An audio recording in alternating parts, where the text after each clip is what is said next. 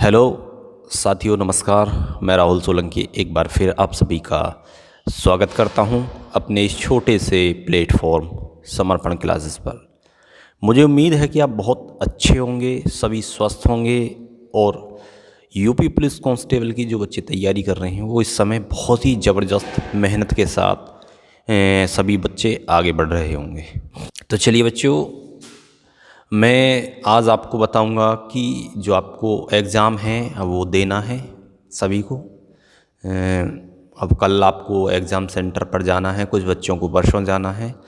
तो मैं बताऊंगा कि एग्ज़ाम सेंटर पर आपको जाने से पहले कुछ छोटी छोटी बातें हैं, उनका विशेषकर आपको सभी बच्चों को ध्यान रखना है और जिससे आपका पेपर ज़्यादा कुछ उसमें हो, आपसे बिगड़े नहीं पेपर।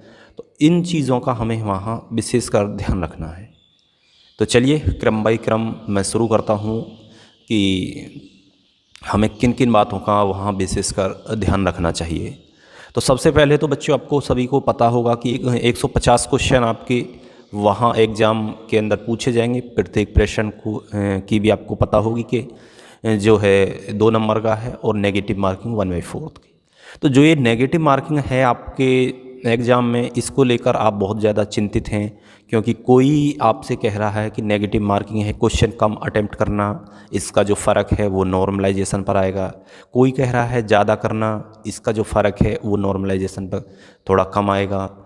तो मैं यहाँ यही चीज़ आपसे क्लियर करूँगा कि हम कितने क्वेश्चन अटेम्प्ट करें, कौन से क्वेश्चन छोड़ें, कौन से नहीं छोड़ें। एग्ज़ाम सेंटर में एक गोले कैसे भरें, कौन सा पेन यूज़ करें और थोड़ा बहुत जो तुक्का है वो किस टाइप से हम वहाँ लगाएं, क्योंकि तुक्का से कभी किसी का काम चला नहीं है। लेकिन फिर भी यदि हमें से कोई क्वेश्चन नहीं बन रहा है तो हम कहाँ तक उस क्वेश्चन के जो है ऑप्शन को टिक करके आएँ और इन चीज़ों का सबका जो फ़र्क है वो नॉर्मलाइजेशन पर क्या आएगा।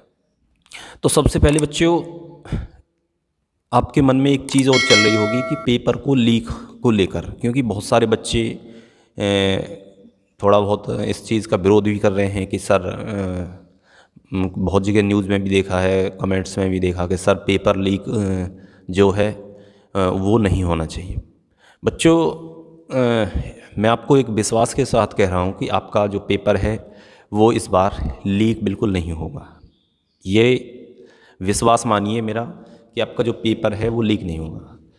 तो आप कहोगे कि सर ये चीज़ आप कैसे कह सकते हो। देखो, मैं आपको बता दूं कि इस समय जो वैकेंसी है आपकी, ये सिर्फ आपको मिल रही है लोकसभा चुनाव की बदौलत है, ठीक है। और यदि पेपर लीक हो जाता है और पेपर वायरल होता है तो ये जो भर्ती निकाली है सरकार ने, इसमें बहुत ज़्यादा उन लोगों की, सबकी सरकार की किरकिरी होगी और किरकिरी कोई अपनी जो बेइज्जती है या कोई भी चीज़ें हैं वो कोई नहीं कराना चाहता।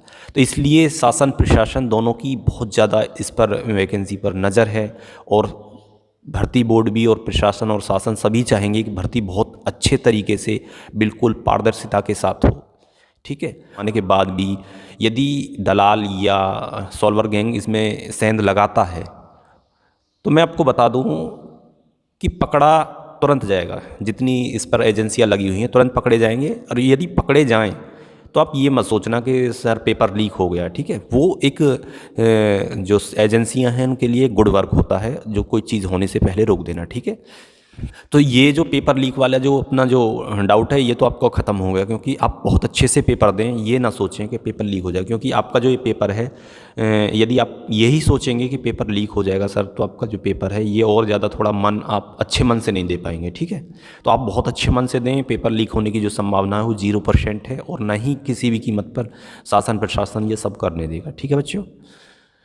अब मैं दूसरी बात करूँगा, दूसरा पॉइंट जो आपका डाउट था, पेपर लीक वाली जो समस्या थी ये बिल्कुल ख़त्म हो गई होगी। और अब मैं बात करूँगा बच्चों कि हमें पेपर के अंदर कितने क्वेश्चन अटेम्प्ट करने हैं, क्योंकि बहुत सारे सभी यूट्यूब पर बहुत सारे टीचरों ने, बहुत सारे चैनलों ने कभी तो आपको नॉर्मलाइजेशन के नाम पर डराया है, कभी किसी ने कहा है कि ज़्यादा क्वेश्चन अटेम्प्ट करने हैं, किसी ने कम बताया है, ठीक है। तो बच्चों मैं बता रहा हूँ आपको कि आपको जो क्वेश्चन है जितने आ रहे हैं, ठीक है, वो तो आपको करनी हैं जिनमें आप कन्फर्म है। और मुझे लग रहा है कि 100 से प्लस तो सभी कन्फर्म होंगे, ठीक है, 100 के आसपास। कोई 102, 103 या 99, 98 और 95 जो भी है, इतने तक तो सभी बच्चे कन्फर्म होंगे।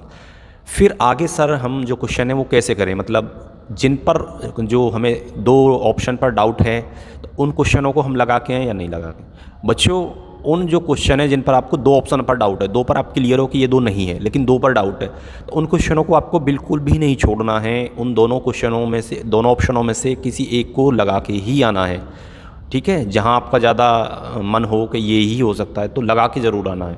और मैं तो आपको यहाँ तक भी कहूँगा कि आपको 3 ऑप्शन भी डाउट में हैं और 3 ऑप्शन पर डाउट है और एक को छोड़ दें, तो मतलब ये लग रहा है कि तीनों में से कोई एक आंसर इसका है, तो उस ऑप्शन को भी मत छोड़ना किसी भी कीमत पर, उसको भी लगा के आना, ठीक है।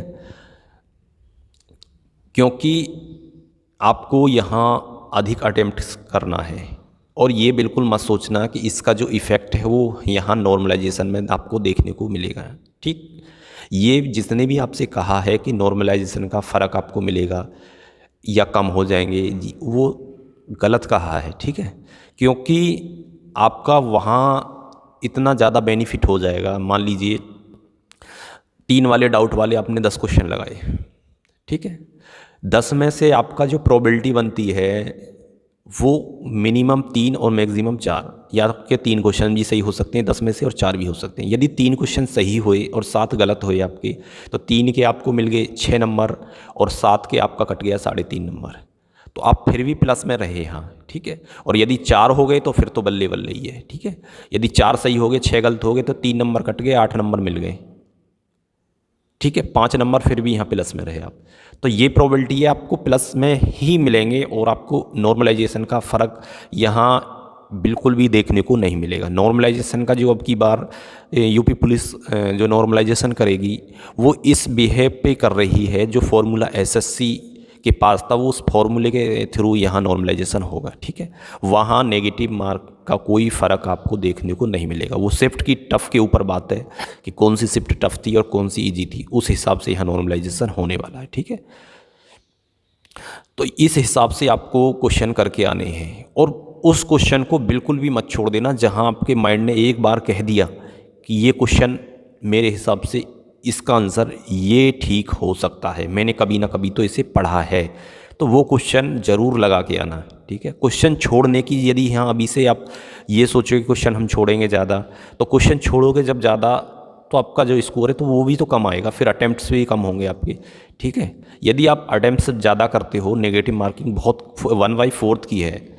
यदि आप एक चीज़ भी देखोगे, नहीं, यदि आप 100 क्वेश्चन करते हो, ठीक है, और मान लो आपने 100 क्वेश्चन में से 50 क्वेश्चन ऐसे ही मार दिए, मैं मारना मत ऐसे, ठीक है, मैं एक एग्जाम्पल दे रहा हूँ, बिल्कुल ऐसे ही, तो 1/4 में जब वो 4 ऑप्शन होते हैं तो प्रोबेबिलिटी ये कहती है कि चौथाई क्वेश्चन सही होंगे हमारे और जो बाकी गलत होंगे, तो मतलब 12 से 13 क्वेश्चन हमारे सही हो जाएंगे, 36-37 क्वेश्चन हमारे गलत हो जाएंगे। तो 12 और 13 जो क्वेश्चन हमारे सही होंगे तो उनका 24 से 26 नंबर हो जाएगा हमारा, और जो गलत होंगे, जो हमारे 36 क्वेश्चन गलत होंगे उनके हमारे कट जाएंगे 18 नंबर। तो 18 नंबर हमारे कटे, 26 नंबर हमारे या 22 नंबर या 24 नंबर जो भी हैं वो बढ़े, तो फिर भी हमारे यहाँ प्लस में है, ठीक है। तो आपको वो प्रश्न बच्चों यहाँ बिल्कुल भी नहीं छोड़ना है किसी कीमत में, जहाँ आपको एक बार ये आइडिया आ गया कि इसका ये हो सकता है, मैंने कभी ना कभी तो यहाँ पढ़ा है, ठीक है। तो ये स्ट्रेटजी आप रखना है, क्वेश्चन नहीं छोड़ने हैं, नॉर्मलाइजेशन से आपको नहीं डरना है। ये आप बिल्कुल मान के चलिए कि नॉर्मलाइजेशन का आपको इतना नुकसान नहीं होगा जितना कि आपको प्रॉफिट हो जाएगा, ठीक है। तो ये तो रही आपकी क्वेश्चन अटेम्प्ट करने की बात कि आपको कितने क्वेश्चन यहाँ बच्चों अटेम्प्ट करने हैं, कितना सब कुछ देखना है, कौन से क्वेश्चन अटेम्प्ट करने हैं, सारी बातें आपकी यहाँ रहीं। फिर मैं बात कर लेता हूँ कि आपको पेपर के अंदर बच्चों कौन सा पेन यूज़ करना है, क्योंकि गोले आपको भरने हैं और गोले आपको जो सर्कल है वो भरने से पहले आपके पास OMR शीट होगी बच्चों घर पर किसी के पास, यदि नहीं हो तो एक ख़रीद के एक बार भर के देख लेना, 150 प्रश्न ऐसे ही भर लेना। कोई पुराना पेपर किया हो आपने, उसमें ABC लगाए हों आंसर उसके, तो उन सब 150 को स्टॉप वॉच लगा के भरना, तो एक आपको मोटा मोटा बच्चों आइडिया आ जाएगा कि मैं 150 जो OMR शीट को गोले जो हैं उन्हें भरने में मेरा कितना टाइम वेस्ट होता है। तो उसी हिसाब से आपको पेपर अटेम्प्ट करना है, ठीक है। मुझे नहीं लगता कि आप 10 मिनट और 15 मिनट के बीच में से कम ले पाओ, ठीक है। तो एक बार भर के ज़रूर चेक कर लेना बच्चों कि मेरा कितना टाइम यहाँ खर्च हो रहा है OMR शीट भरने में। और पेन आपको का यूज़ करना है, ये पेन आता है एक रोरिटा फेंटाफिलो का पेन आता है। इसकी जो निब होती है, ये बॉल पेन है, इसकी जो निब होती है वो 1 mm की होती है, इससे मोटी निब नहीं होती है।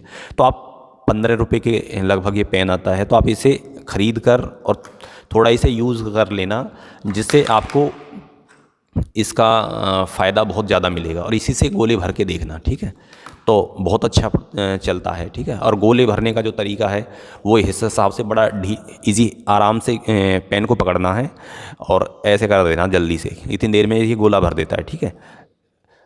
और चाहो तो एक सभी लोग बताते हैं, आप दोनों तरीके से भर के देख लेना कि पहला जो राउंड घुमाओ सर्कल के बिल्कुल बाहर बाहर घुमाओ, फिर अंदर कर दो, ठीक है। दोनों तरीके से आप भर के देख लेना, जैसे आपको उचित लगे, जैसे आपका हाथ सेट बैठ जाए, ठीक है।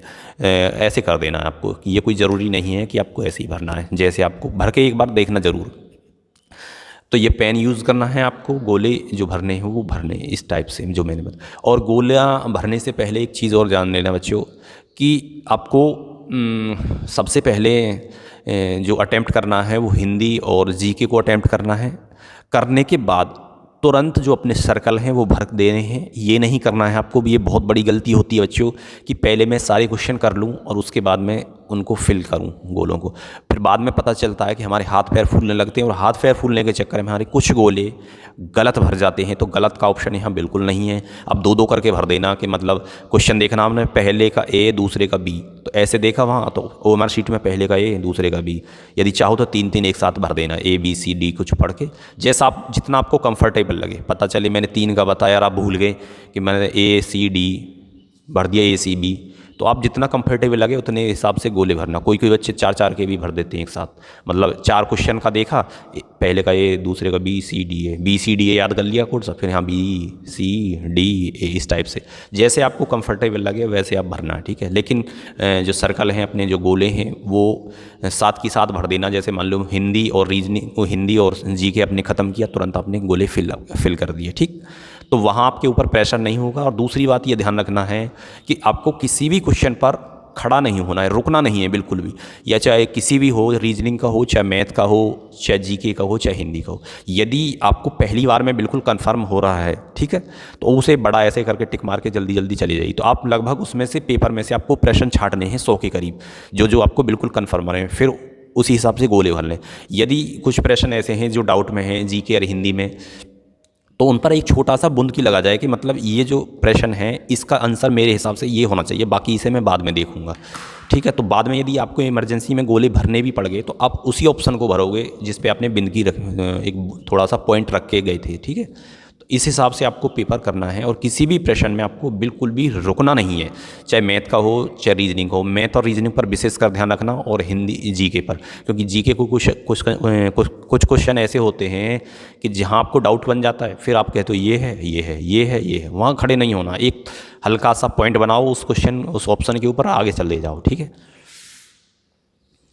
ये तो सब चीज़ें रहीं आपकी, ठीक है। ये आपको ऐसे जो आपका एग्ज़ाम है इस हिसाब से देना है और नर्वस बिल्कुल नहीं होना है आपको एग्ज़ाम के अंदर कि हाँ भाई हम थोड़ा नर्वस हो जाएं, थोड़ा दिक्कत हमें महसूस हो, बिल्कुल नहीं होना। बिल्कुल इजी बैठो और अच्छे तरीके से अपना पेपर दो, बिल्कुल जैसे आप घर पर देते हो इसी हिसाब से देना है, ठीक है। तो चलिए, खुश रहिए, मस्त रहिए, ऐसे ही मुस्कुराते रहिए। अब आपका जो एग्ज़ाम है वो बिल्कुल आपके दरवाजे पर है।